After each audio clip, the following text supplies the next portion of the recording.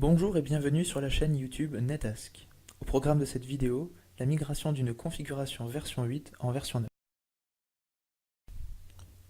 La première étape consiste à installer un firewall virtuel dont le but sera d'effectuer la mise à jour de votre configuration hors production. Pour cela, vous aurez besoin d'un logiciel tel que VMware Player et des outils de migration. Les outils sont à votre disposition depuis les espaces clients et partenaires sur le site www.netask.com. Veuillez sauvegarder sur votre poste l'image de la machine virtuelle, le kit d'activation, ainsi que les logiciels d'administration avant de continuer. Une fois l'ensemble des éléments récupérés, lancez votre lecteur de machine virtuelle, sélectionnez l'image de la machine NetAsk, puis cliquez sur Démarrer la machine. Après quelques secondes de démarrage, sélectionnez la langue de votre clavier grâce au numéro associé, puis Valider. Renseignez, puis confirmez le mot de passe de votre choix. Pour finir, renseignez les paramètres réseau.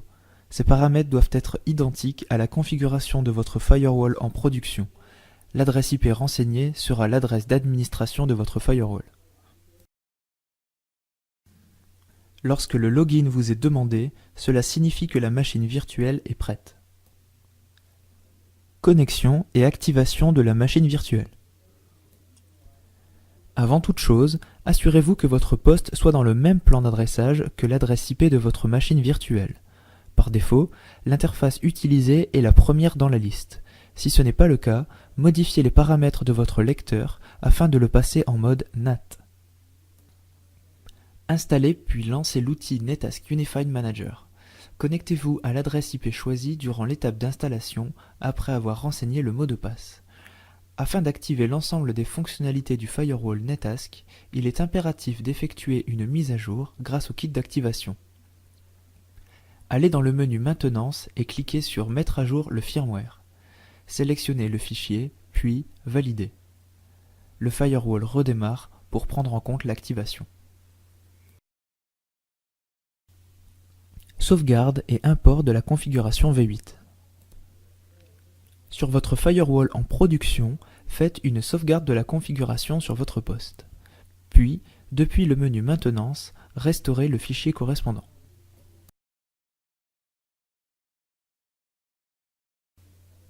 À la fin de cette étape, le firewall va redémarrer afin de prendre en compte les modifications. Une fois le firewall disponible, nous allons passer en revue l'ensemble des modules configurés afin que nous validions leur fonctionnement suite au passage en version 9. Trois utilisateurs composent la base LDAP interne.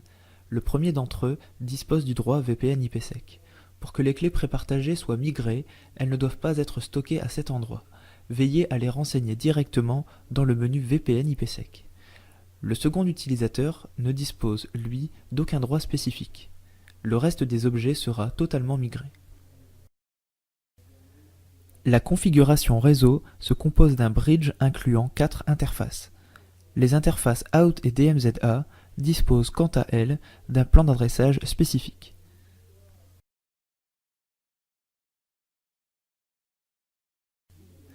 La passerelle par défaut est un objet nommé Gateway. L'envoi automatique de mail est configuré. Le serveur est une machine nommée serveur SMTP sur le port SMTP. La politique de filtrage se compose de 10 politiques, mais attention, seule la politique active sera migrée. Dans notre cas, il s'agit de la politique 05 nommée Production. Celle-ci contient 12 règles triées à l'aide de 4 séparateurs. Les règles 3, 4 et 5 seront à vérifier après la migration car elles utilisent des objets dont les adresses IP sont privées afin d'autoriser des flux entrants. Notez également que les interfaces d'entrée sont indiquées et que les règles 10, 11 et 12 sont soumises à de la qualité de service.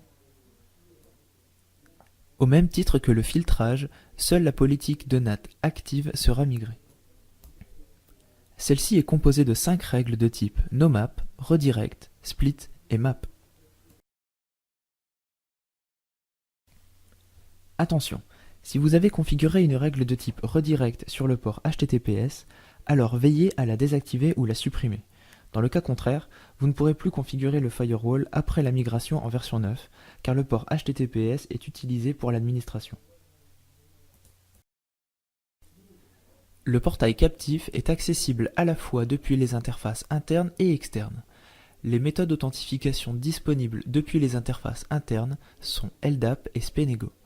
Seule la méthode LDAP est autorisée depuis l'extérieur.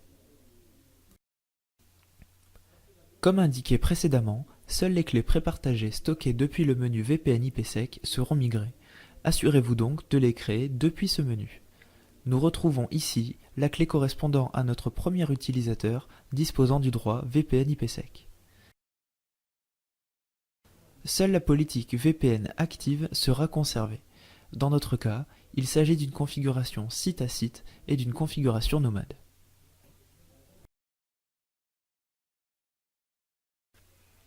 Le proxy HTTP est actif sur l'interface Entreprise B. Le filtrage URL associé, nommé Production, ne sera pas migré, car l'application du filtrage URL diffère en version 9. Le serveur DHCP est activé et délivre les adresses incluses dans la plage nommée Pool IP. Le serveur fournit également les adresses IP de deux serveurs DNS.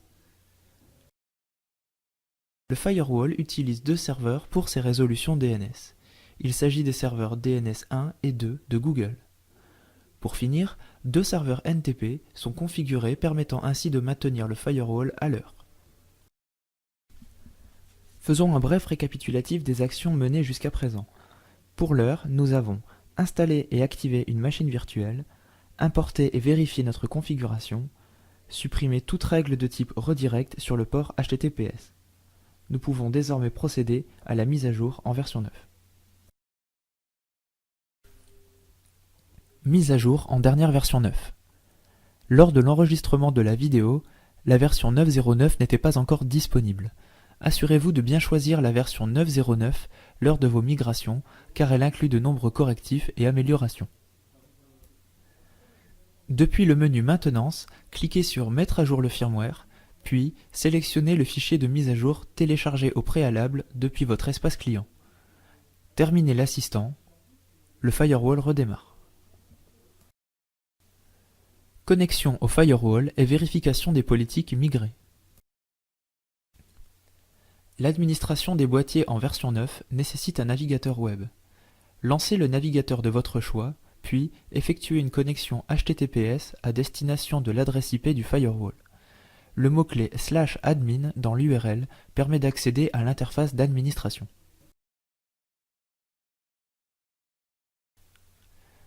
Dans un premier temps, on constate que la politique NTP est conservée avec la présence des deux serveurs comme cela était configuré en version 8. Afin de simplifier l'accès à l'interface d'administration, l'objet any permet à n'importe quelle machine de s'y connecter. Il est fortement conseillé de restreindre l'accès par la suite. Avant la migration, nous avions désactivé les règles de NAT de type redirect utilisant le port HTTPS. Depuis ce menu, vous pouvez modifier le port d'administration du firewall afin de pouvoir réactiver votre règle de NAT. Dans le dernier onglet, et plus particulièrement en bas de page, on retrouve la liste des serveurs utilisés par le firewall pour ses résolutions DNS. Les deux serveurs configurés en version 8 sont toujours présents. La configuration réseau, totalement migrée, présente toujours le bridge composé de 4 interfaces, ainsi que les deux interfaces disposant de leur propre plan d'adressage. La passerelle par défaut est conservée, ainsi que le nom de l'objet. La fonction serveur DHCP est toujours active après la migration. La liste des éléments fournis, tels que les serveurs DNS ou la passerelle par défaut, n'ont pas été modifiés. Les 3 utilisateurs présents dans la base LDAP V8 sont conservés. Les droits qui leur étaient attribués n'utilisent plus la même mécanique et n'ont donc pas été migrés.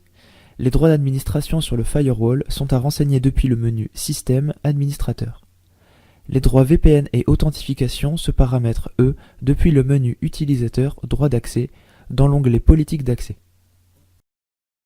Dans notre exemple, nous attribuons le droit d'authentification grâce à la méthode SPENEGO ainsi que le droit VPN IPsec à l'un de nos utilisateurs.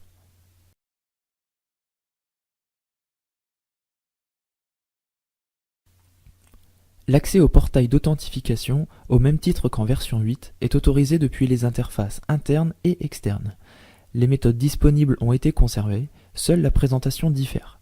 LDAP autorisé depuis les deux types d'interfaces, SPENEGO uniquement depuis les interfaces internes. Vérification de la politique de filtrage.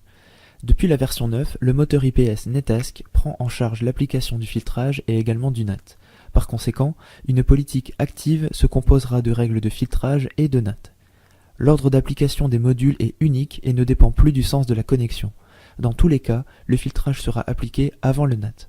C'est en grande partie suite à ce changement majeur que la migration ne peut être totalement transparente.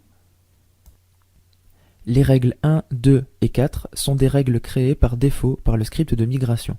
Elles permettent l'administration du firewall depuis l'ensemble des interfaces du firewall sur les ports Firewall SRV et HTTPS. Le ping est également autorisé à destination de toutes les interfaces. La règle 4 est un blocage complet du reste des flux, ce qui oblige la validation de la configuration afin d'éviter une mauvaise interprétation d'une règle en version 8. La règle 3 est une règle permettant l'activation du proxy HTTP qui était configuré en version 8. Comme vous pouvez le constater, l'application d'une politique de filtrage URL s'effectue depuis la grille de filtrage. C'est l'une des raisons pour laquelle le filtrage URL n'est pas migré. Le premier séparateur indique que les règles qui suivent sont celles issues de la migration. Une attention toute particulière doit être portée sur l'ensemble de ces règles. Dans notre exemple, 3 règles vont attirer notre attention.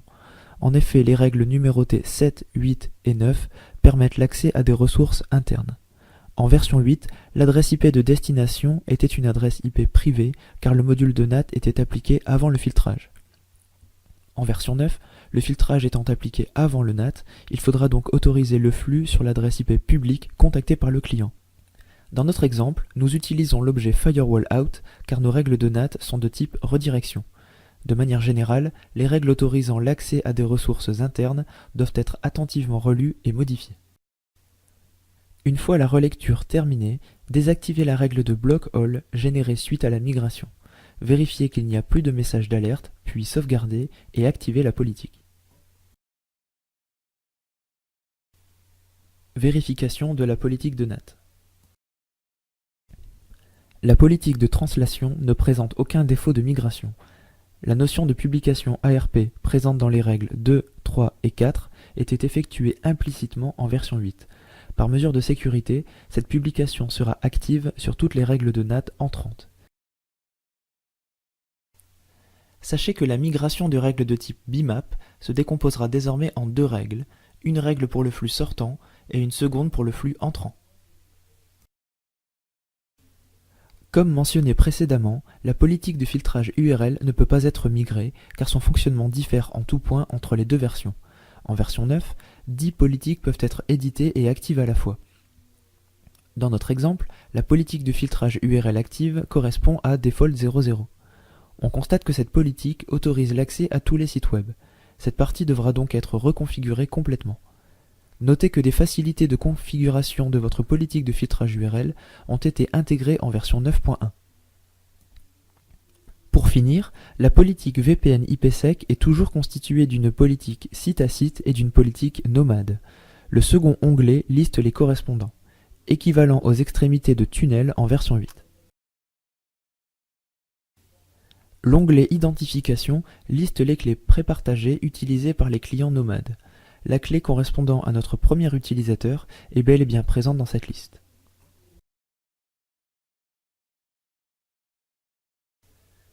L'avantage majeur de la version 9 est la factorisation des éléments de la configuration communs à plusieurs tunnels, par exemple les profils de chiffrement des phases 1 et 2.